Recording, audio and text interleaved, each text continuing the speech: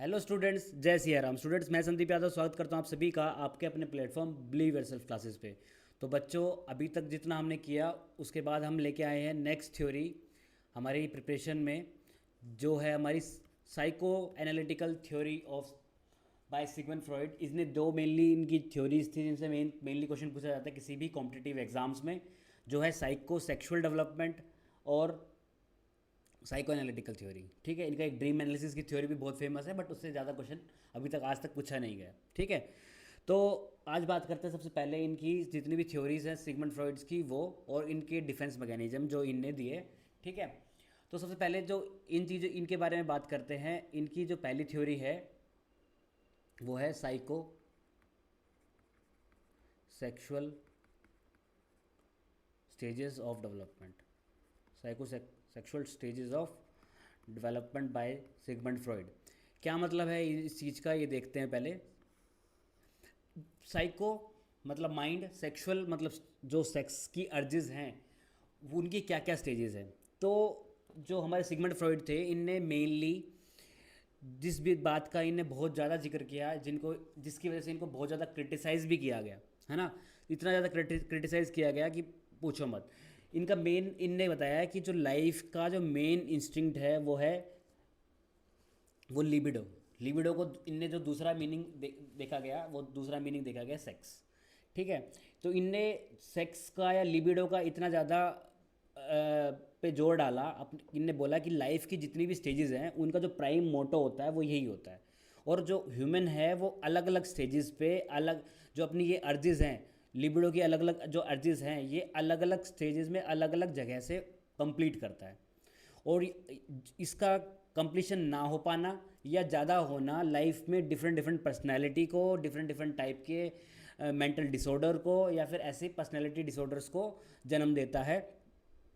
ठीक है, तो ये इनने इनने मेनली बात की। तो सबसे पहले जो इनकी स्टेज आती है, ठीक है, तो इनने इस चीज़ के बारे में बात करी कि किसी भी पर्टिकुलर स्टेज में या तो जो अर्जेस डेवलप होंगी, है ना, जो सेंसिटिविटी होगी या किसी किसी थ्रू उसको उसको उस चीज़ को मतलब मेनली जो बच्चे का या फिर किसी एज में उसका ज़्यादा कंसंट्रेशन बच्चे का उस अर्ज को कंप्लीट करने के लिए रहेगा।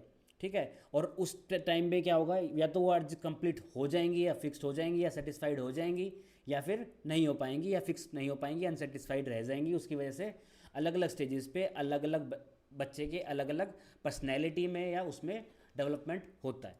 ठीक है, तो ये चीज़ें हैं इसमें। ठीक है, तो साइकोसेक्सुअल की जो पहली स्टेजेस है, साइकोसेक्सुअल डेवलपमेंट की जो पहली स्टेज है वो है ओरल स्टेज, है ना। ओरल स्टेज ये होती है 1 ईयर से 1.5 ईयर तक। मतलब क्या मतलब है इस बात का कि जो बच्चे की अर्ज होती है या जो बच्चे की जो पोटेंशियल जो बोल सकते हैं जो रिक्वायरमेंट है ना, जो उसका लिबिडो है वो कहाँ से कंप्लीट हो रहा है, उसके मुख से। ठीक है, तो एक चीज़ बता देता हूँ बच्चों, बहुत सारे बच्चों का ना हो सकता है आजकल जो एजुकेशन हो गई है ना, वो पहले सिर्फ एजुकेशन होती थी, है ना, सिर्फ एजुकेशन होती थी, फिर एजुकेशन में एंटरटेनमेंट घुस गया, है ना। अब बच्चों को वो वाला टीचर चाहिए, अच्छा लगता है जो एजुकेशन तो देता है बट एंटरटेनमेंट के साथ, मतलब बीच में हंसी मजाक करता रहे, है ना, बातूनी। आपने देखा होगा यूट्यूब पे ऐसे भरे हुए हैं टीचर्स और डिफरेंट वो, जो अगर 15 मिनट का या 20 मिनट का कंटेंट है उसको एक एक घंटे का, डेढ़ डेढ़ घंटे का लाइव क्लासेस में कंप्लीट करा रहे हैं, या उसको खींचे जा रहे हैं, बीच में कमेंट्स पढ़ के उसको पता नहीं कहाँ से कहाँ तक पहुँचा दे रहे हैं। आपको हो सकता है ये चीज़ें, मेरा लेक्चर है, मेरे जो कंटेंट है उसमें आपको ऐसा लगता हो जो एंटरटेनमेंट वाला पार्ट है वो मिसिंग लगता हो, है ना। वो कहीं ना कहीं मैं आपको मैं एग्ज़ाम पॉइंट, क्योंकि बेटा आपका भी इस टाइम पे मोटो ना एंटरटेनमेंट, मुझे लगता है कि आपने लाइफ में ना एंटरटेनमेंट के बहुत सारे और प्लेटफॉर्म्स हैं, है ना। आपको एंटरटेनमेंट में एजुकेशन सॉरी लाफ्टर के लिए अलग मिल जाएगा, स्पोर्ट्स का अलग मिल जाएगा, न्यूज़ में भी आजकल एंटरटेनमेंट चल रही है। तो जहाँ पे भी एंटरटेनमेंट चाहते हो ना वहाँ पे एंटरटेनमेंट है। टीवी पे कोई भी रैंडम चैनल चलाओ, आपको एंटरटेनमेंट से भरा पड़ा है सब कुछ, है ना। फ़ोन में कुछ भी चलाओ, वहाँ पे एंटरटेनमेंट से भरा पड़ा है।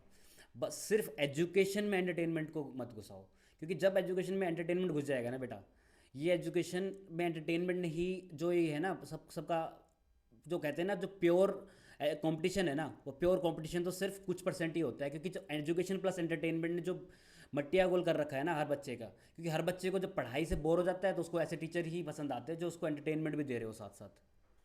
ठीक है, तो कोशिश करिए कि आपको एंटरटेनमेंट की जरूरत ज़्यादा ना पड़े, क्योंकि आप सेल्फ मोटिवेटेड जब रहोगे ना तो आप एजुकेशन में ही मज़ा आएगा, और एग्ज़ाम पॉइंट ऑफ व्यू वाले कंटेंट में ही आपको जो मज़ा आएगा ना, जब आपको देखोगे कि जो एक कंटेंट जो कंटेंट सिर्फ आपने 20 मिनट में वीडियो ख़त्म करके आपको वो चीज़ ग्रैब कर पा रहे हो आप, और जो आप एक एक 1.5 घंटे की वीडियोज़ में, क्योंकि बेटा जब एक बार तो आप पढ़ लोगे, एक बार आपको 1-1.5 घंटे की वीडियो भी देख लोगे, आपको मज़ा भी आ जाएगा, बट जब एग्ज़ाम पॉइंट ऑफ व्यू में जब उसको आपके ऊपर प्रेशर आएगा ना, जब आपको लगेगा कि हाँ अब तो मेरे को काम करना है, ये करना है, तो उस वीडियो को आप दोबारा नहीं देख पाओगे। दोबारा तो आपको ऐसी कोई शॉर्ट एंड बिल्कुल प्रिसाइज वीडियो ही चाहिए कि जिसमें आप एक बार पढ़ो और आपको एकदम कंटेंट दिमाग में घुस जाए। तो कोशिश करिए ये जो एंटरटेनमेंट वाला पार्ट है ना एजुकेशन में, इसको कम से कम यूज़ करना और उसकी कम से कम आदत डालना। अगर आदत पड़ी भी हुई है किसी बच्चे को तो कोशिश करो कि ये चीज़ें उन आपके दिमाग से निकलें और आप प्योर एजुकेशन में अपने जो एग्ज़ाम है ना, बिल्कुल मतलब वो होना होता है ना द्रोणाचार्य और अर्जुन वाला, कि सिर्फ मछली की आंख दिखाई देनी चाहिए, चिड़िया की आंख दिखाई देनी चाहिए आपको, कि मेरा सिलेबस क्या है। जब भी आप तैयारी करने बैठो सिर्फ सिलेबस को लेके बैठो कि सिलेबस में ये वाला टॉपिक है, ऐसे लिखा हुआ है, या मैंने ये कंप्लीट कर लिया, और कंप्लीट करते ही उसको टिक मार के उसको ख़त्म कर दो।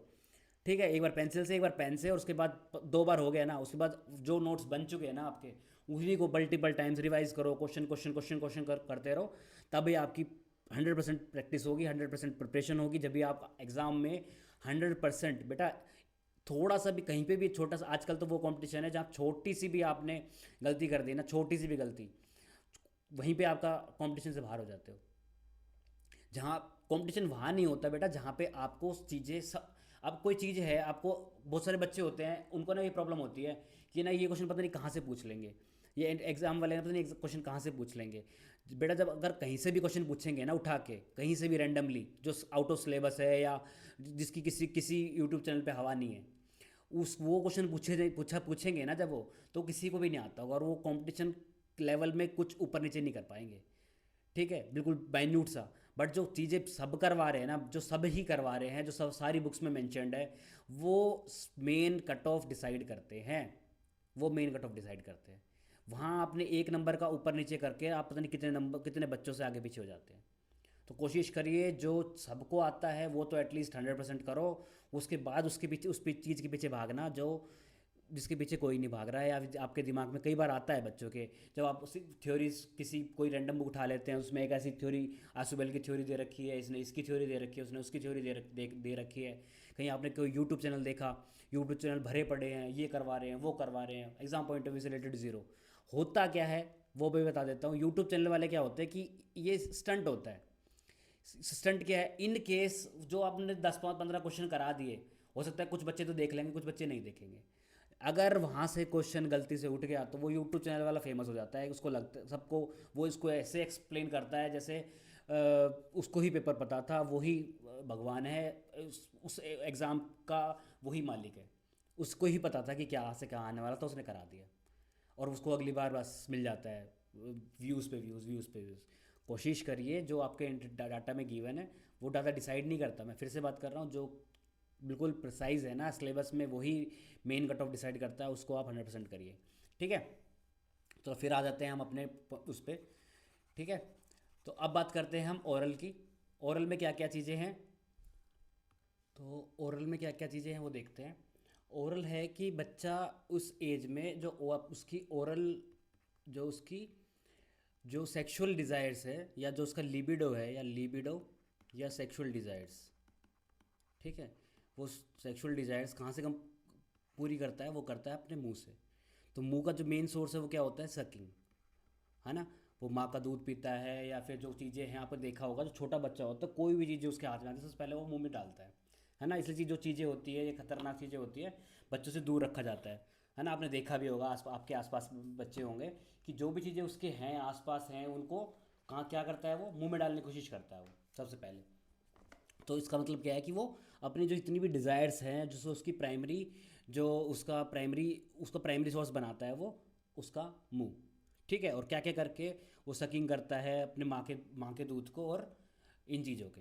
ठीक है, आपको हो सकता है ये थ्योरी थोड़ी सी वो लगे, इसलिए ही इनका क्रिटिसिज्म सबसे ज़्यादा था सिगमंड फ्रॉइड का, क्योंकि इनने जो उन चीज़ों के ऊपर बात करी जिनके बारे में कोई भी बात करना नहीं चाहता। ठीक है, तो ये बच्चे इसमें जो मेन है वो क्या है, बच्चे की फीडिंग। सबसे मेन चीज़ क्या है बच्चे की, जो मेन वो है बच्चे की फीडिंग। कि पेरेंट जो है उसके जो केयर टेकर हैं वो उसमें क्या करते हैं, उसको फीडिंग कराते हैं, और उससे बच्चे में क्या डेवलप होता है, ट्रस्ट डेवलप होता है। ठीक है, बच्चे में ट्रस्ट डेवलप होता है। उनका ये कहना था कि अगर बच्चे को फीडिंग जो है ना, जो फीडिंग है या तो लेस कराई जाएगी, या उसको टाइम, मतलब उसका मिनिमम जो टाइम है उससे कम करवाई जाएगी, या उससे ज़्यादा करवाई जाएगी। अगर बच्चे को उससे कम करवाई जाती है तो बच्चा कैसा बनेगा, बच्चा बहुत ज़्यादा पैसिव बन जाएगा। ठीक है, मतलब सॉरी, उसको ज़्यादा बनाया जाएगा तो वो बहुत ज़्यादा पैसिव बन जाएगा, मतलब क्या होगा, शांत रहेगा वो बहुत। और यहीं अगर बच्चे में को कम करवाई जाएगी, टाइम से पहले ही दूध कम दिया जाएगा, या ठीक है, तो जो कल्चर में देखा भी जाता है कई बार, तो बच्चा बहुत एग्रेसिव होगा, है ना, बहुत ज़्यादा इरिटेटिव होगा। आपने देखा होगा जो बच्चे, बहुत सारे कुछ बच्चे ना कम एज में बहुत ज़्यादा इरिटेटिंग होते हैं, है ना, उनको थोड़ा सा बोल दो तो कुछ इरिटेट हो जाते हैं। तो वो बच्चे कैसे होते हैं, उनको जो उनकी जो प्राइमरी डिज़ायर्स थी, बहुत क्रूशल एज थी उसके डेवलपमेंट की, उस क्रूशल एज में उसकी जो बोल सकते हैं ना लिबिडो की जो मेन डिज़ायर थी वो कंप्लीट नहीं हो पाई बाय ओरल। ठीक है, तो ऐसी स्टेज को क्या बोलते हैं, ओरल ओरल पैसिव स्टेज और ओरल एग्रेसिव स्टेज। वहाँ यहाँ तक कि उनका जो मेन, जो उनका जो शिष्य था एल्फ्रेड, जो इनका शिष्य था, जो इनका स्टूडेंट था एल्फ्रेड, वो उसको ना किसी वजह से जेल हो गई थी, है ना, वो उसकी किसी वजह से जेल हो गई थी, और जेल में उनने ये पाया, उन लोगों को ये उनने मतलब लोगों को से पाया, जो भी जो लोग या क्या बोल सकते हैं, रेप और इन केसेस में जो जेल के अंदर थे, उनमें ये देख पाया कि जो उनकी जो अर्ली स्टेजेस पे जो डिज़ायर्स थी वो कंप्लीट नहीं हुई थी, तो इसलिए वो ज़्यादा एग्रेसिव थे, है ना। ये उन्हें, उनके जो स्टूडेंट थे उन्हें उनने पाया जेल में। ठीक है, उसके बाद जो उनकी नेक्स्ट स्टेज आती है वो आती है एनल स्टेज। एनल स्टेज, ठीक है, anal stage from year 1.5 year to 3 year, 1.5 year to 3 year, और जिसका एनोरस जोन होता है जहाँ से वो अर्जिस कंप्लीट करता है वो होता है इसका एनस। ठीक है, एनस। तो इसमें क्या होता है, जो टॉयलेट ट्रेनिंग है, टॉयलेट टॉयलेट क्लीनिंग जो होती है, बल्कि टॉयलेट ट्रेनिंग नहीं, टॉयलेट क्लीनिंग जो होती है, ठीक है, टॉयलेट ट्रेनिंग में से उसको बताया जाता है कि आए तो बता दियो, है ना। मैंने बार बार स्पेलिंग गलत हो रही है। तो ये जो टॉयलेट की जो क्लीनिंग है उस पर मेन चीज होती है। ठीक है, इस पर क्या होता है कि बेटा जो पेरेंट होती है, जो उसकी मदर होती है, वो उसकी जो एनास्टेसिस है ना वो उसको कंप्लीट करता है, उसको टॉयलेट ट्रेनिंग दी जाती है, और हमेशा वो उसको जो कंट्रोल होता है ना उसका बॉडी पे, उसको कंट्रोल सिखाया जाता है कि कंट्रोल कर, जब हो तो बता दे हमें।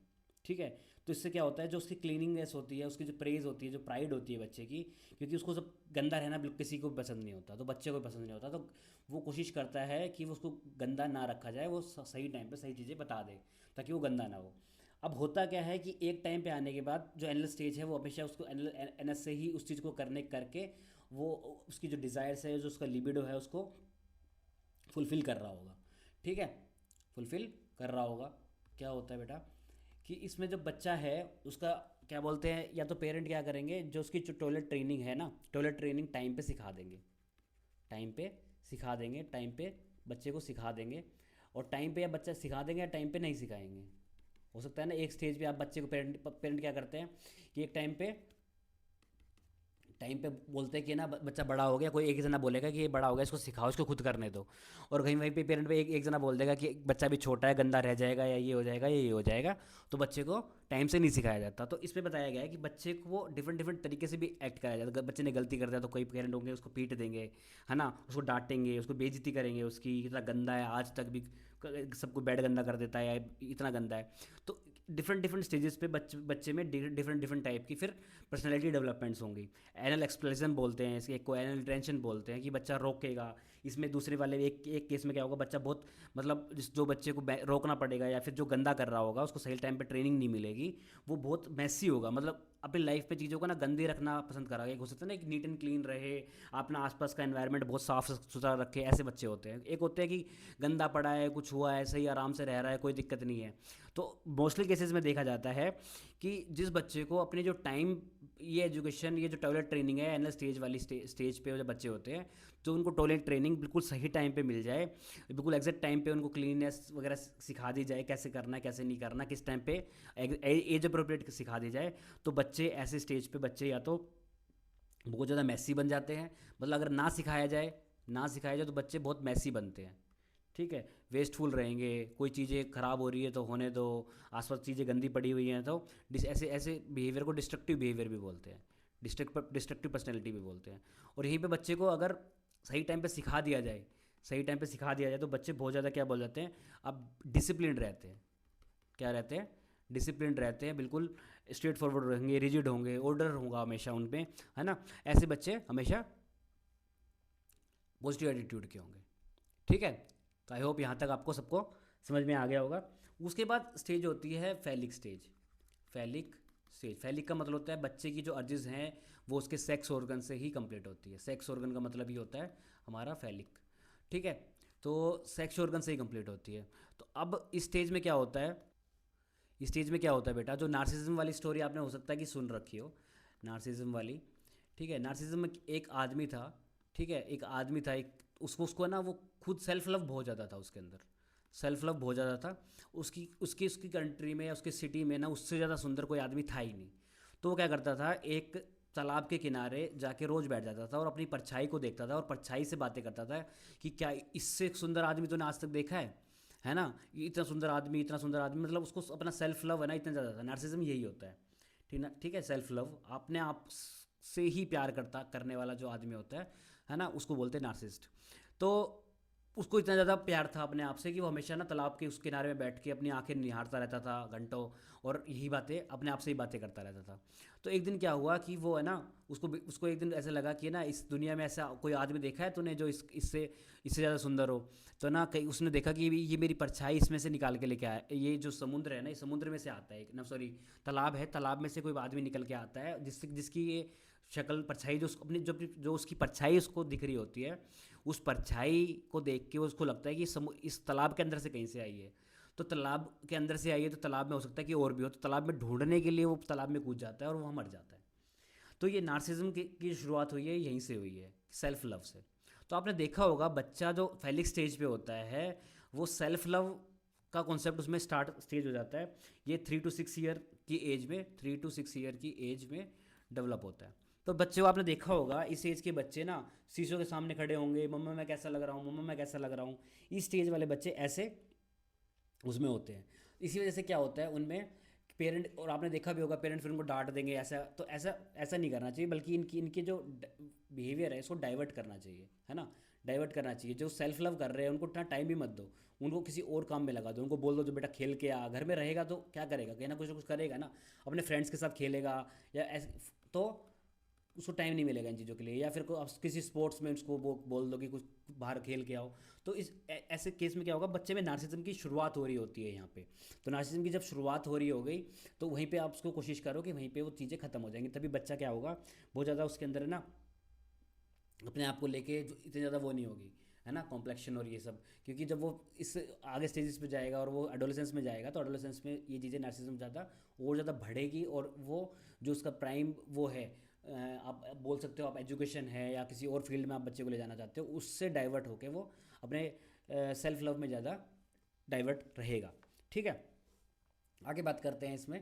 तो यहीं पे देखा गया कि जो पेरेंट है, जो बच्चा है इस स्टेज पे जो बच्चा है उसमें उसमें वो क्या होता है कि वो इस लायक हो जाता है कि वो देखता है कि ये ना, चाहे वो लड़का हो, चाहे वो बॉय हो, चाहे वो गर्ल हो, तो क्या होता है कि वो देखता है कि मम्मा ने मेरे को सारा दिन से तो ले रखा था, जैसे ही मेरे ये बंदा आया, मान लो उसके फादर आ रहा है बाहर जॉब करके, जब भी ये बंदा आ रहा है तो क्या कर रही है, मेरे को साइड पे रख दे रही है, और उसको ज़्यादा तजव्वुद मिल रहा है कि उसका सामान भी रख लिया जा रहा है, वो सुबह जा रहा है तब भी उसको छोड़ के आया जा रहा है गेट तक। तो उसको लगता है कि जो ये मेरा बंदा है, ये जो मेरा ये है, ये मेरा दुश्मन है, ठीक है। तो ये जो बॉय है और गर्ल है इनको कॉम्प्लेक्शन स्टार्ट हो जाता है उस स्टेज पे। तो ऐसे कॉम्प्लेक्शन को बोलते हैं, एक कॉम्प्लेक्स होता है ओडिपस कॉम्प्लेक्स और एक होता है इलेक्ट्रा कॉम्प्लेक्स, ठीक है, इलेक्ट्रा कॉम्प्लेक्स। तो ओडिपस और इलेक्ट्रा कॉम्प्लेक्स होता है, ये रियल स्टोरी है। ओडिपस और इलेक्ट्रा नाम के एक ऐसे बंदे थे जिनको ओडी इलेक्ट्रा नाम का एक बॉय था और ओडिपस नाम की एक गर्ल थी, ठीक है। तो इलेक्ट्रा कॉम्प्लेक्स और ओडिपस कॉम्प्लेक्स क्या है? इलेक्ट्रा में एक बॉय को अपने मॉम के प्रति सेक्सुअल डिज़ायर्स होती है, और एक इसमें एक गर्ल को अपने फादर के प्रति डिज़ायर्स होती है, ठीक है। तो इसमें क्या है, आपने देखा होगा कि इस स्टेज में जो बच्चे होते हैं वो बॉय अपनी मम्मी के लिए बहुत अट्रैक्टिव रहते हैं, आपने देखा होगा इस स्टेज पे। और अपने फादर उसको ना दुश्मन लगते हैं। फादर यहाँ पे फादर फ्रेंड जो है, मॉम बहुत फ्रेंडली रहेगी और लव नेचर रहेगा, और जो फादर होगा वो क्या रहेगा, वो एनिमी नेचर में रहेंगे, ठीक है। यहीं पे फादर रहेंगे वो लव नेचर में रहेंगे, और जो मदर है वो क्या रहेगी, वो एनिमी नेचर में रहेंगी। तो आपने देखा होगा बहुत सारे क्या 100% ही होता है कि जो बॉयज़ होते हैं उनके लिए उनकी मॉम से बहुत ज़्यादा पड़ती है, और जो गर्ल्स होती है उनकी फादर से बहुत पड़ती है। तो उनकी जो शुरुआत होती है वो यहीं इलेक्ट्रॉन ओडिपस कॉम्प्लेक्शन से ही स्टार्ट हो रही होती है, ठीक है। तो आगे बात करते हैं। इसमें जो ये इलेक्ट्रा कॉम्प्लेक्स वाला है या ओडिपस कॉम्प्लेक्स वाला है, जो ये फादर का लव और मदर एनिमी है, इसको बोलते हैं बेटा कैस्ट्रेशन एंजाइटी। कैस्ट्रेशन एंजाइटी, ठीक है। कैस्ट्रेशन एंजाइटी इसको बोलते हैं हम पेनिस एनवी, ठीक है। हो सकता है क्वेश्चन आ जाए। तो बात करें आगे, ठीक है। तो क्वेश्चन जो पूछा भी जाता है ना, वो डायरेक्ट ही क्वेश्चन पूछा जाता है। मैं आपको पहले भी बोल चुका हूँ कि इन चीज़ों से क्वेश्चन डायरेक्ट पूछा जाएगा, बस थ्योरी को एक एक स्टोरी को थोड़ा सा रिलेट कराया जाएगा ताकि क्वेश्चन फ्रेम किया जा सके। आपसे डायरेक्टली पूछा नहीं जाएगा कि ओडिपस कॉम्प्लेक्स क्या है। आप रिटर्न में लिख के दिखा रहे हो 2 पेज का 3 पेज का, आपसे क्वेश्चन पूछा जाएगा एक राहुल नाम का लड़का है, और वो उसका ना अपने मॉम के प्रति बहुत ज़्यादा लव नेचर आ रहा है, या फादर के प्रति वो एनिमी नेचर शो कर रहा है और मदर के प्रति लव नेचर शो कर रहा है। तो बताओ वो किस गिवन ऑप्शंस में किस किस स्टेज पे लाई कर रहा है। तो इलेक्ट्रा कॉम्प्लेक्स ओडिपस कॉम्प्लेक्स, या इसको बोलेंगे फेलिक स्टेज, तो फेलिक स्टेज पे लाई कर रहा है, ठीक है। तो डायरेक्ट क्वेश्चन पूछा जाता है इससे। तो आई होप आपको यहाँ तक क्लियर हो गया हो। अब आगे बात करते हैं हम। आगे जो इसमें है वो एक इसकी नेक्स्ट स्टेज है लेटेंसी स्टेज। कौन सी स्टेज है? लेटेंसी स्टेज, ठीक है। लेटेंट स्टेज या लेटेंसी स्टेज, इसमें क्या होता है बेटा, आपने देखा भी होगा लेटेंसी स्टेज में ये होती है 6 to 12 ईयर्स। 6 to 12 ईयर्स, इसको स्कूल एज भी बोल देते हैं, ठीक है। इसको स्कूल एज भी बोलते हैं। इसमें क्या होती है, जो जो बच्चे की सेक्सुअल डिजायर्स वो छुप जाती है बिल्कुल। लेटेंट का मतलब होता है छुपना, ठीक है। तो जो छुपी हुई चीज़ें होती है, एक टाइम आता है कि बच्चे की जो सेक्सुअल डिजायर्स है वो शो नहीं कर रहा होता। क्या होता है इसमें, सिगमंड फ्रॉइड का क्या कहना था, इसमें 2 चीज़ें हैं जो मैंने ईगो और सुपर ईगो का कॉन्सेप्ट पढ़ाया था, वहाँ से इसका रिलेशन है, उसको समझना। इसको मैं आज दोबारा रिपीट करा देता हूँ। Eid, ego, super ego. Eid क्या कहता है, ईद डायरेक्टली रिलेटेड है हमारी सेक्सुअल डिज़ायर से, या फिर हमारी लाइफ इंस्टिंक्ट है। ये क्या है? लाइफ इंस्टिंक्ट है। लाइफ की जितनी भी डिज़ायर्स हैं, खाना पीना सोना, जो भी चीज़ें आपको बोलता है ना, जो हिंदी में बोलते तो भौतिक सुख, आपने पढ़ा होगा ना कहीं तो भौतिक सुख। जो भौतिक सुख है ना, जितने भी भौतिक सुख हैं वो सारे भौतिक सुख ईद है। और आदमी क्या चाहता है, आदमी इन सारे भौतिक सुख का को कंप्लीट करना चाहता है। इसको सेक्स हीरोज भी बोलते हैं, लिबिडो भी बोलते हैं, है ना इनको, इसको, ठीक है। इसको वो भी बोलते हैं, इरोज भी बोलते हैं, ठीक है। इरोज और थैनेटोस 2 चीज़ें हैं, ठीक है। तो इरोज भी बोलते हैं। लाइफ इंस्टिंक्ट जितनी भी है सारी इरोज में आती है। तो वो बच्चा जो बंदा है वो सारी इन चीज़ों को कंप्लीट करना चाहता है, ठीक है। और उसी में उसको मज़ा आता है। आपने देखा होगा ना, आपको पढ़ने में मज़ा नहीं आ रहा होगा, पर 2 मिनट टीवी देख लूँ, या 2 मिनट अभी जैसे खाने पढ़ने बैठते हैं वैसे भूख लग जाती है, प्यास लग जाती है ना। तो ये क्या है, ये ईद का काम है। ईद क्या कर रहा है उसको, कि कह रहा है क्या करना है, मज़े मज़े करते हैं। क्या करते हैं? मज़े करते हैं। तो ये जो मज़े वाला कॉन्सेप्ट है वो ईद का कॉन्सेप्ट है, कि ईद चाहिए, ईद को चाहिए बस मज़े, सुख चाहिए उसको, भौतिक सुख चाहिए, हर चीज़ में मज़ा चाहिए, खाना पीना सोना, है ना, सेक्सुअल डिज़ायर्स कंप्लीट करना, इसमें उसको आता है मज़ा। इसके अलावा जो सारी भी चीज़ें हैं उसमें उसको दुख होता है। जैसे ही कोई और चीज़ें उसको ऐसी मन होता है ना, मन में जो मन है वो ईद है। मन कहाँ भागता है, आपने गीता पढ़ी होगी या और अपनी बुक्स टेक्स्ट बुक्स पढ़ी होंगी रिलीजियस, उसमें क्या कहता है, इन्हीं को पकड़ो, अपने मन को पकड़ो। तो मन को कौन पकड़ता है बेटा? ईगो पकड़ता है। क्या कौन पकड़ता है? मन को ईगो पकड़ता है, ठीक है। मन को ईगो पकड़ता है। ईगो क्या है? ईगो में छोटी सी कमी है। ईगो सिर्फ है ना, आस पड़ोस को देखता है। किसको देखता है? आस पड़ोस को। वो वाली बात होती है ना, क्या कहेंगे लोग, क्या कहेंगे लोग, वो ईगो है। वो क्या है? ईगो है। ये क्या होता है? रियलिटी प्रिंसिपल पे काम करता है। किस पे काम करता है? रियलिटी प्रिंसिपल पे। कि अगर एक बच्चे की, अब रिलेट कर रहा हूँ जो कॉन्सेप्ट था हमारे, कि बच्चे को जब एक बॉय को लग रहा है, एक डिजायर्स लग रहा है या लव नेचर लग रहा है अपनी मम्मी के प्रति, और लड़की को लग रहा है अपने फादर के प्रति, अब वो स्टेज पे आ गया जब उसका ईगो आ गया, जब वो लोगों के बारे में समझने लग गया कि कोई उसका पड़ोस है या उसके कोई दोस्त है, तब उसको लगता है कि क्या कहेंगे चार लोग, क्या ये काम करता पकड़ा गया, या ये करता पकड़ा गया, या ये मेरे को, ये सामने वाले को मुझे पता चला कि मेरा ऐसे डिज़ायर्स हैं, तो उसको लगेगा पता नहीं मैं कितना गंदा इंसान हूँ। तो ईगो वहाँ पे उसको रोकती है। ईगो का काम करना होता है रोकना। जो गलत चीज़ें हैं सोसाइटियल वे से, उसको रोकना ईगो का काम है। तो ईगो क्या करेगा? ईगो उसमें रियलिस्टिक पार्ट डालेगा कि यार ये रियल वर्ल्ड में ये चीज़ें एक्सेप्टेबल नहीं है। Not acceptable, not accept in real world. ठीक है, रियल वर्ल्ड में चीज़ें अच्छी नहीं है, एक्सेप्ट नहीं करता रियल वर्ल्ड इसको, इसलिए इन कामों को मत करो। ठीक है, वहीं पे आता है दूसरा, इसमें बहुत सारी चीज़ें भी और भी हो सकती है ना। तो अब आता है, इसके बाद हो सकता है कि वो बच्चा ये काम तो करता हो कि रियल वर्ल्ड में अपनी नेचर शो ना करता हो, पर उसके मन में तो है। और जब उसके मन में कई बार ये चीज़ें निकल के भी आएंगी, बहुत बार उसको लाइफ में उस चीज़ को, वो उस चीज़ को मतलब दिमाग में आ रही होंगी, तो वहाँ पे कॉन्सेप्ट डेवलप होता है सुपर ईगो का। सुपर ईगो मोरालिटी नेचर है। क्या नेचर है? मोरालिटी नेचर है। जब वो कहेगा कि ये ना, ये काम रियल में भी अच्छे नहीं है, ये काम रियल में भी अच्छे नहीं है, या किसी को पता लगने वाला नहीं, सोसाइटियल वे नहीं, मन का, उसका मन कहे कि नहीं ये गलत है ना, जो मन की आवाज़ है, मन की आवाज़, तो मन की आवाज़ कहेगी नहीं यार ये गलत है, ये सही नहीं है, तब वो बंदा जब उस काम को ना करे।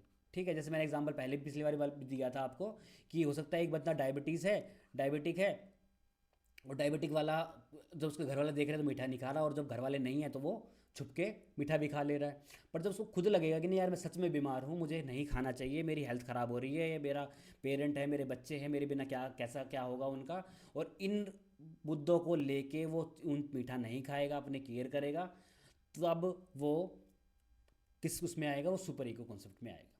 तो यही चीज़ है, जब बच्चे के अंदर क्या आ जाएगा? ईगो डेवलप होगा, तो वो लोगों से बचने के लिए क्या करेगा? वो सारी जो उसकी अर्जिस है उनको छुपा लेगा। अर्जिस हैं क्योंकि ये सारी अर्जिस उसके सेक्स ऑर्गन में तक तो डेवलप हो चुकी थी इस स्टेज पे, तो क्या करेगा? वो सारी अर्जिस को छुपा लेगा, और वो कोई भी अर्जिस को अपने सामने नहीं आने देगा। और वो किस स्टेज पे आ जाएगा? वो लेटेंसी स्टेज पे आ जाएगा। ठीक है, लेटेंसी स्टेज पे रहेगा 6 से 12 साल तक। एडोलेसेंस में आने के बाद फिर उसकी सेक्सुअल डिजायर्स दोबारा उसके जेनेटल एरियाज़ में चली जाएगी। तो आई होप यहाँ तक आपको क्लियर हो गया। इसके बाद जो स्टेज आती है बेटा, इसके बाद जो स्टेज आती है, जो हमारी फिफ्थ स्टेज है, वो होती है जेनेटल स्टेज। जेनेटल स्टेज, ठीक है, वो मतलब जो उसके जननांग है उनसे वो सेक्सुअल अर्ज को कंप्लीट कर रहा होगा। ठीक है, जो उसके जो चलती है फ्रॉम प्यूबर्टी, मतलब 12 साल के एज से, 12 साल की एज से फ्रॉम 12 टू डेथ। तो वो पूरी लाइफ भर अपनी जो अर्जिस हैं वो कंप्लीट कर रहा होता है बाय सेक्स। ठीक है, या जेनेटल। ठीक है, जो उसके जननांग है उनसे। तो ये है हमारा मेनली, और ये हमेशा चलता रहता है और थ्रू लाइफ टाइम। ठीक है, वो अपनी जितनी भी सेक्सुअल डिज़ायर्स हैं या जो हैं, और जितनी भी जो उसके डिस्ट्रक्टिव, इन जो इसकी सेक्सुअल डिज़ायर्स हैं इनको डिस्ट्रक्टिव बिहेवियर भी बोला गया है इन्हीं के द्वारा, कि जितनी भी उसकी डिस्ट्रक्टिव है वो सारी क्या है? डिस्ट्रक्शन भी कर रही होती है वो। डिस्ट्रक्शन, जिनको क्या बोला गया है? थैनेटोस भी बोला, जो डेथ इंस्टिंक्ट भी बोला गया, डेथ इंस्टिंक्ट भी बोला इनने इसको, और डेथ इंस्टिंक्ट को बोला इनने थैनेटोस। थैनेटोस डायरेक्ट क्वेश्चन आता है, ज़्यादा नहीं है। डेस्ट इंस्ट्रक्शन मतलब बच्चे का जितना भी इंस्ट्रक्शन जो होता है ना, क्या बोलते हैं उसको? डिस्ट्रक्शन वाला नेचर होता है बच्चे का, किसी बच्चे का बड़े का, उसको बोलते हैं थैनेटोस। ठीक है, तो ये जेनेटल के थ्रू ये कंप्लीट कर रहे होते हैं।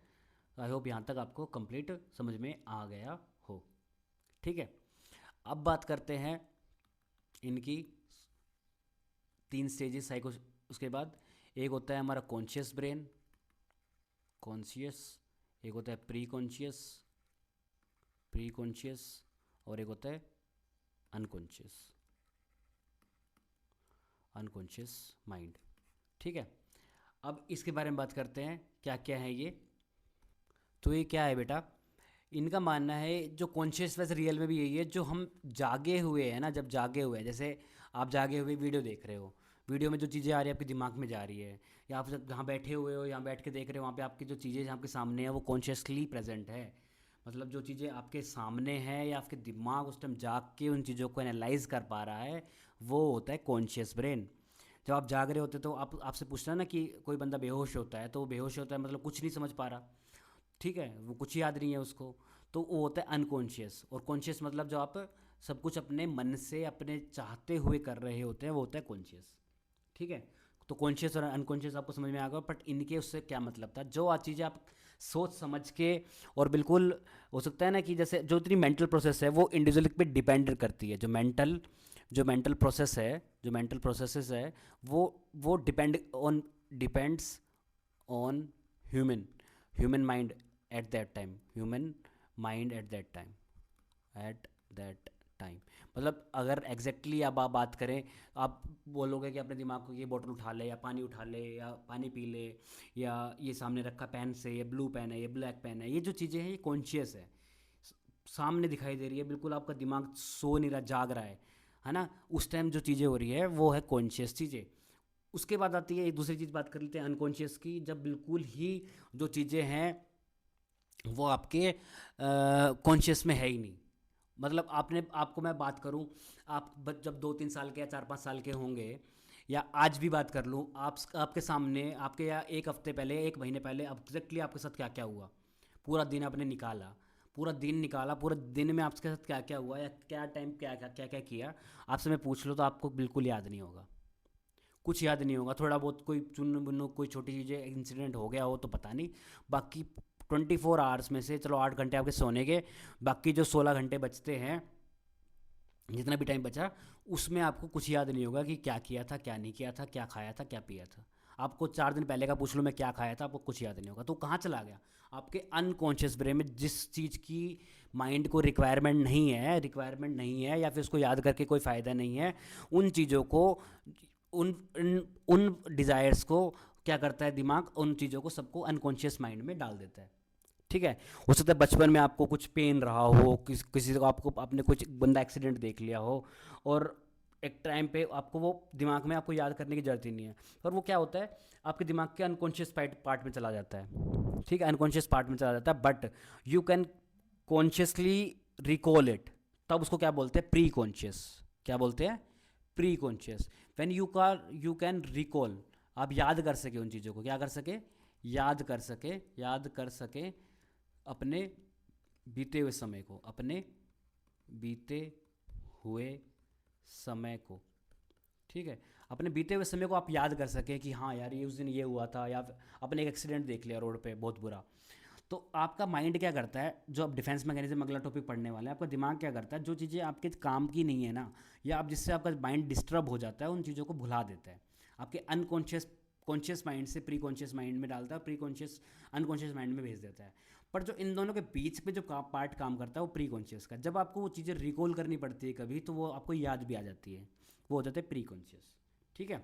अनकॉन्शियस मतलब कुछ ही, बिल्कुल आपने क्या किया, उसको भुला दिया, क्या करा, भुला दिया, ठीक है। तो यहाँ तक हो गया आपका ये 3 चीज़ें। और अब हम इस उसका जो मेन पार्ट है, इनने एक बात और कही थी कि अगर हमारा माइंड है, जो 1/10 पार्ट है ना, जो माइंड का टोटल माइंड है उसमें 1/10 पार्ट कॉन्शियस माइंड है, और जो 9/10 पार्ट है वो अनकॉन्शियस माइंड है, ठीक है। 9/10 पार्ट जो है वो अनकॉन्शियस माइंड है। मतलब जितनी भी चीज़ें हमारे साथ हो रही है, आप खुद भी देख सकते हो, जो भी जितनी भी चीज़ें आपके साथ लाइफ में हो रही है, उसको उसका 1% ही तो याद रहता है आपको, है ना, 10% ही तो याद रहता है। कुछ चीज़ें, बहुत सारी चीज़ें होती हैं, आपने जो जिसको आप डेली कर रहे हो, आपको जो जो चीज़ें आपको याद करने की ज़रूरत ही नहीं है वो याद भी नहीं रहती है, बहुत कम ही चीज़ें याद रहती है आपके डेली रूटीन में। तो इसका कह रहा है कि अन वन वन 1/10% ही है। और इनको एक्सप्लेन किया इनने बाय आइसबर्ग, ये बोलते हैं आइसबर्ग, मान लेते हैं ये पानी है, पानी का स्टेज है, तो ये 1 पार्ट है और ये टोटल 9 पार्ट्स है, तो 9/10 पार्ट तो पानी के वाटर लेवल के नीचे ही रहता है, तो मतलब बहुत विशाल का अगर कोई आइसबर्ग है, ठीक है, तो उसमें सिर्फ एक पार्ट ही पानी के ऊपर होता है, जो कि हमारा कॉन्शियस माइंड होता है, और जो 9 पार्ट होता है वो अनकॉन्शियस माइंड होता है, वाटर के नीचे होता है, छुपा हुआ होता है। और उसी से हमारी बहुत सारी जो हमारी मेंटल प्रोसेस है, वो हमारी जो मेंटल स्टेबिलिटी है, हमारी जो एडजस्टमेंट है, वो उससे उसकी वजह से हो रही होती है। ठीक है, तो यहाँ तक हमारा जो टॉपिक है उसमें हो गया। उसके बाद हम बात करते हैं मेनली जो इसका टॉपिक है, इससे बहुत रेयरली ही है कि इससे कोई एग्ज़ाम क्वेश्चन पूछा ना पूछा जाए, वो है डिफेंस मैकेनिज़्म। डिफेंस मैकेनिज़्म क्या है? ये डिफेंस मैकेनिज़्म, सिगमंड फ्रॉइड का मानना था कि कोई भी आदमी, या तो उसकी लाइफ में क्या होगा, सब चीज़ें सॉर्टेड होंगी, सारी चीज़ें मिल रही होंगी, बट कभी ना कभी कुछ ना कुछ तो ऐसा हुआ होगा जिसको वो माइंड माइंड क्या है बेटा, माइंड आपको हमेशा क्या करता है, आपके एनवायरनमेंट में एडजस्ट करवाता है। आप बहुत सारा आपने देखा होगा, बहुत सारे लोगों को ना किसी पर्टिकुलर एनवायरनमेंट में जाते हैं तो उनमें एडजस्ट होने में टाइम लग रहा है, बहुत टाइम लग जाता है। तो क्या होता है कि उसका माइंड उस पर्टिकुलर स्टेज को में एडजस्ट कर रहा होता है कि हाँ ये बंदा ऐसा है, इसको ऐसा है, या इसको ऐसे करना है, इसको ऐसे करना है। ये तो बहुत छोटा एग्जाम्पल है। तो बच्चा जब वो उस एनवायरनमेंट में, या उस परिस्थिति में, या उसके साथ कोई कोई कोई चीज़ हो गई, उसके साथ कुछ एक्सीडेंट हो गया उसका, या फिर कोई गलत चीज़ हो गई, तो ऐसी चीज़ में क्या करेगा वो हमेशा ज़िंदगी भर, क्योंकि लाइफ का मेन पर्पस किसी ग्रीफ को या इसको मनाना नहीं है, लाइफ का मेन पर्पस कुछ और है। रिप्रोड्यूस करना, सांसें लेना, जीना, आगे बढ़ना, ये चीज़ें लाइफ का मेन पर्पस होता है। तो कोशिश क्या करता है माइंड, क्या कोशिश करता है, जो भी चीज़ें हैं जो कॉन्शियसली उसके साथ हुई, उसको अनकॉन्शियस माइंड तक पहुंचाना, उसको अनकॉन्शियसली भुला देना दिमाग को, और शांत हो जाना, एडजस्ट हो जाना, यही है डिफेंस मैकेनिज्म। तो कोई भी चीज़ आपने देखा होगा ना, आपने आपको कुछ बोले, आपको बुरा लगे, तो उसको आप या तो डांट दोगे, या फिर उसको मन में सोचते रहोगे, 2 दिन सोचोगे, 2 दिन सोचने के बाद वो 2 थॉट प्रोसेस भी आपके, आप कई बार आपको कोई अंकल है या कोई, आप प्रिपरेशन कर रहे हो 3 दिन से, और आपको कोई बोल दे कि अभी तक लगा नहीं, तो आपको उस टाइम तो हो सकता है कि आप कुछ ना बोल पाए हो। और कई बच्चे बच्चे बोल भी देते, जो बच्चे बोल देते हैं ना, उसको डिफेंस मैकेनिज्म की रिक्वायरमेंट नहीं होती, वो कॉन्शियसली डिफेंस मैकेनिज्म को यूज़ कर रहे होते हैं, है ना। ये डिफेंस मैकेनिज्म भी 2 तरीके से होता है, कॉन्शियसली और अनकॉन्शियसली।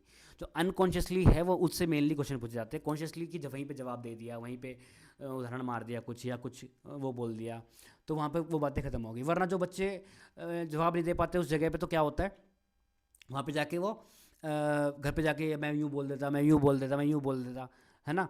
तो ये बातें कर रहे होते, फिर 2 दिन वो सोचते हैं, उनका दिमाग भी अपसेट रहता है, उसके बाद थोड़े दिन बाद सही हो जाता है। तो वो उसको जो प्रॉब्लम हुई उसको क्या किया इन्हें, डिफेंस मैकेनिज्म से सोल्व किया। तो 2 चीज़ों से हो रहा होता है, एक तो ये कॉन्शियसली और एक अनकॉन्शियसली। ठीक है, एक कॉन्शियसली और एक अनकॉन्शियसली। तो जो अनकॉन्शियसली हो रहा है उसको आज हम पढ़ने वाले हैं। ठीक है, तो उसमें पहला जो है हमारा, ये थोड़ा सा,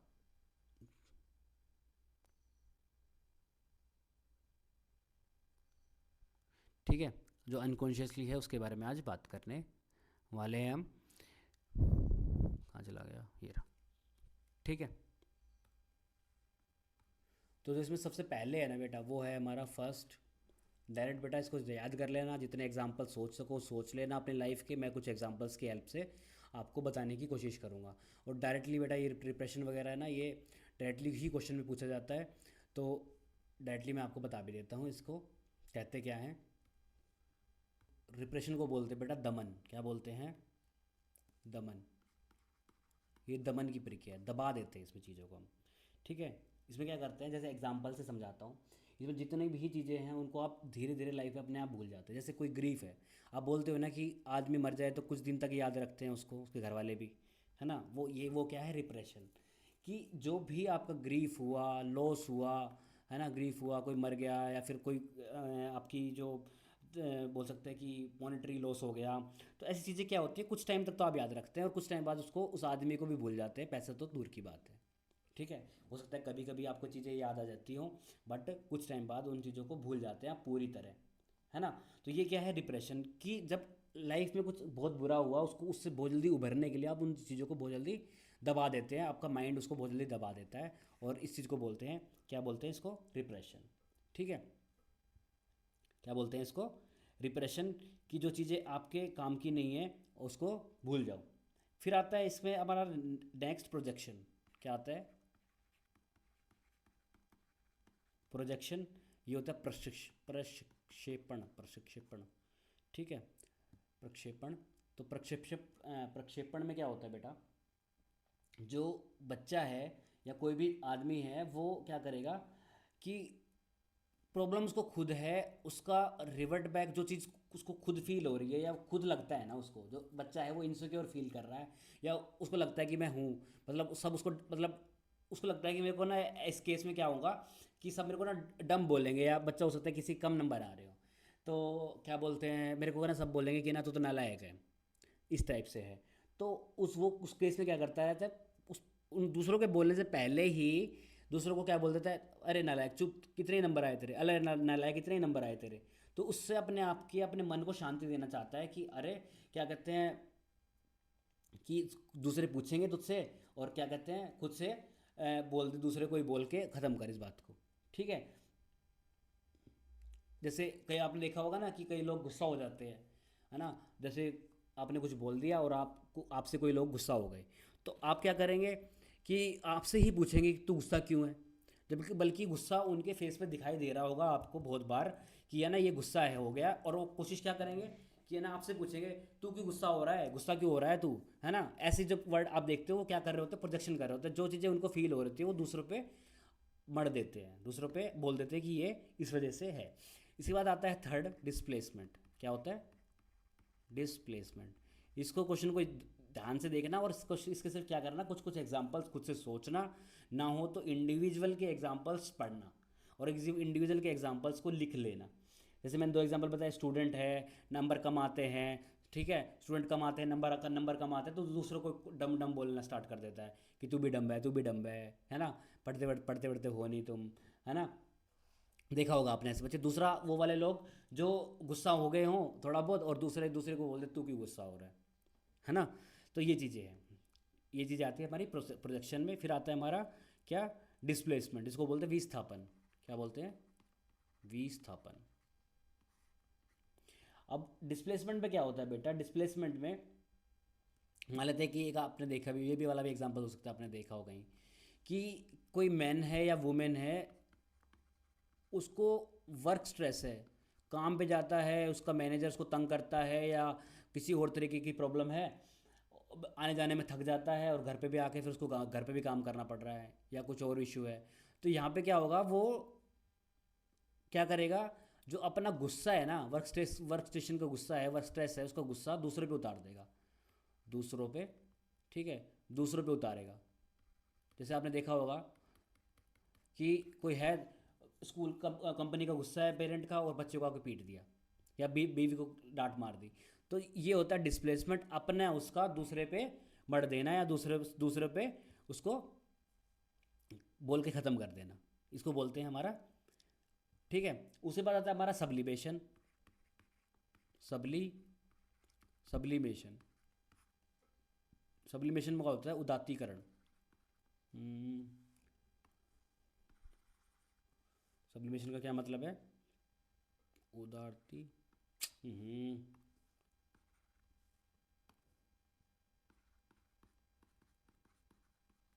उदात्तीकरण। अब इसमें क्या है बेटा कि जब दुखी होते हैं ना लोग, ठीक है, जब क्या होते हैं दुखी होंगे या बहुत ज़्यादा बोल सकते हो आप इमोशंस निकल के आ जाएंगे या हार्ट ब्रेक होगा, तो बच्चे हार्ट ब्रेक होगा इस चीज़ को क्या करते हैं, बिल्कुल डिफरेंट एरिया में यूज़ करते हैं, डिफरेंट एरिया में। जैसे आपने देखा होगा बॉयज़ को जब हार्ट ब्रेक होगा या गर्ल्स को हार्ट ब्रेक होगा, इमोशंस होंगे, दुखी होंगे, तो सैड सॉन्ग सुनेंगे। क्या सुनेंगे, सैड सॉन्ग्स, है ना। कहीं आपने देखा होगा कि कई होंगे कि ना दुखी होंगे तो मैं ना कुछ अच्छा बना के खा लेता हूँ तो मेरा मूड फ्रेश हो जाएगा या मेरा ये हो जाएगा। आपने देखा होगा कि है ना कहीं किसी बच्चे को दुख हो रहा है तो कई लोग होते हैं कि ना रनिंग पे चले जाएंगे, दौड़ अच्छी जगह घूम के आएंगे, है ना। या फिर हो सकता है कुछ बॉक्सिंग वॉक्सिंग स्टार्ट कर दे या अच्छी एक्सटेंसिव एक्सरसाइज करेंगे, है ना, एक्सटेंसिव एक्सरसाइज करेंगे। इसके इससे क्या होगा, उनके कुछ टाइम के लिए उनका जो माइंड है ना उस वो थोड़ा डाइवर्ट होगा और वो बिल्कुल रिमो उस एरिया उसमें आ जाएंगे, ठीक है, मतलब रिलैक्स मोड में आ जाएंगे।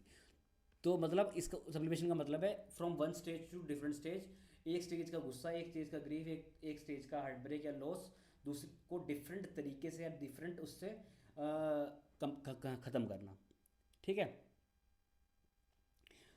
आई होप आपको यहाँ तक चीज़ें समझ में आई हो।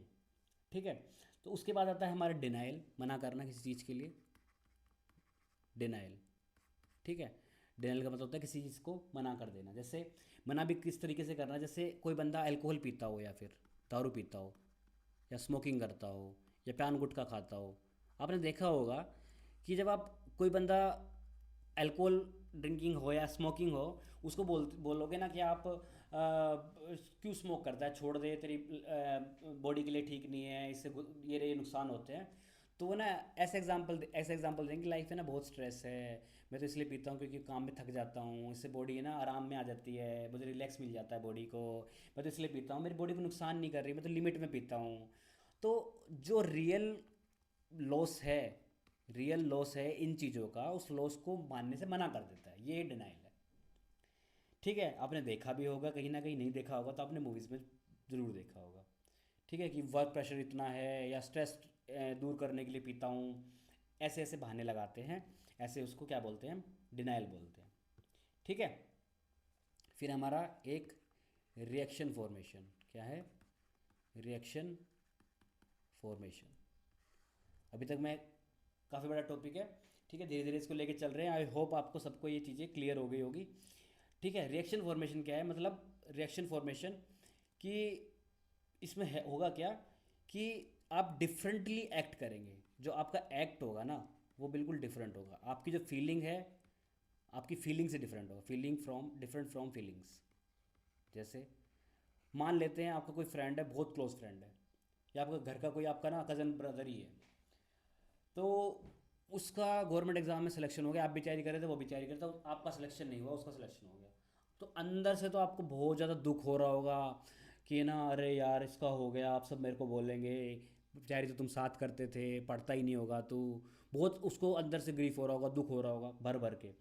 बट करेगा क्या वो, उसको कॉन्ग्रेचुलेशन करेगा, क्या करेगा, भाई तुझे कॉन्ग्रेट्स, तुझे बहुत बहुत शुभकामनाएं, पार्टी दे दे, ये दे दे, वो दे दे, ऐसी बातें करेगा। तो जो फीलिंग्स है ना उसकी, जो उसकी फीलिंग्स है डिफरेंट है, बट वो एक्ट कर रहा है डिफरेंट। ठीक है, ये है इसका रिएक्शन फॉर्मेशन।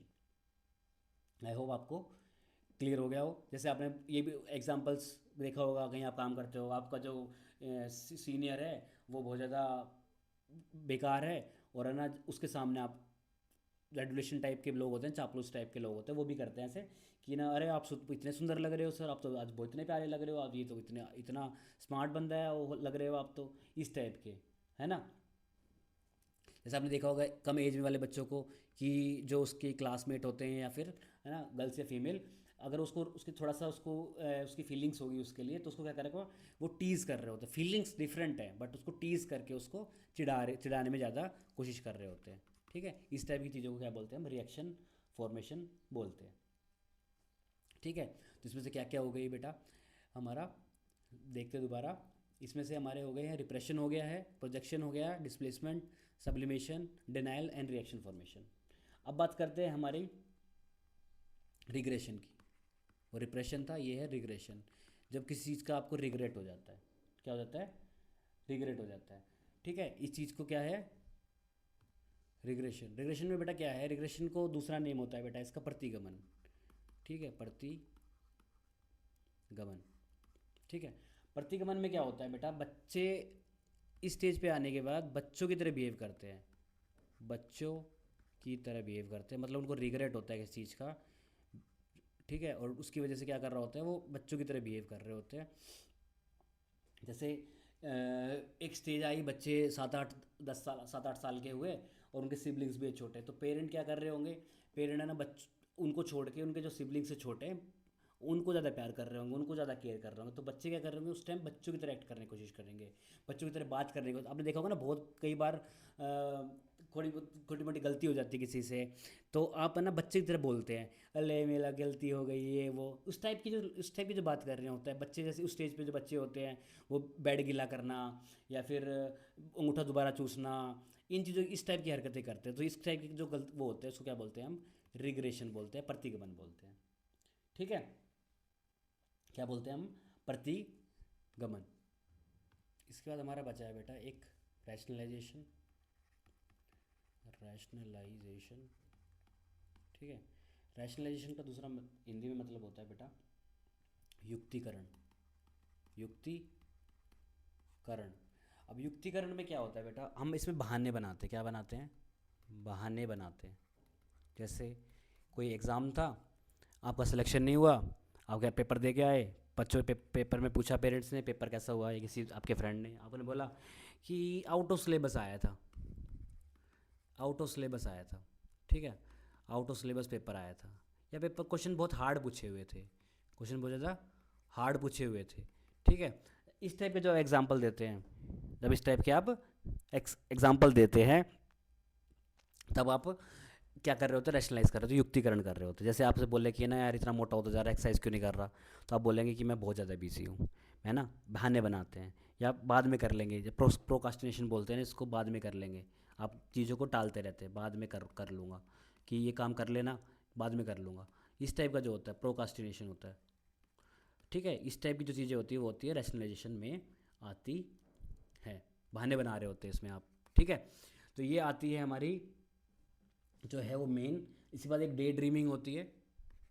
डे ड्रीमिंग, जैसे आपको बहुत, मान के चलते हैं आप है ना उस टाइप के हैं जिसमें आपकी है ना बहुत सारी फैंटेसीज़ हैं कि मैं ऐसे घर में रहूँ, मेरे ऐसे घूमूँ, बहुत सारी क्या है फैंटेसीज़ है, और फैंटेसीज़ पूरी नहीं कर पा रहे, तो आप क्या करें? ख्याली पुलाव पकाएंगे, ठीक है। डे ड्रीमिंग करेंगे कि है ना सपने देख रहे होंगे बैठे बैठे या सोते टाइम, कि ना मैं अमीर हो गया, मेरे इतने नौकर चाकर है, मैं इतनी बड़ी बड़ी गाड़ियों में घूम रहा हूँ, है ना, ऐसे सपने देख रहे होते हैं, उसको क्या बोलते हैं? Day dreaming. इससे भी क्या होता है, आपका जो जो स्ट्रेस होता है ना, जो बाहर उसकी वजह से आप परेशान रहेंगे इन चीज़ों की वजह से, तो वो परेशानी ख़त्म हो जाती है। कल्पना करके आप उस चीज़ को ख़त्म कर रहे होते हैं, कल्पना करके उस चीज़ों को, उस अपने माइंड को रिलैक्स कर रहे होते हैं।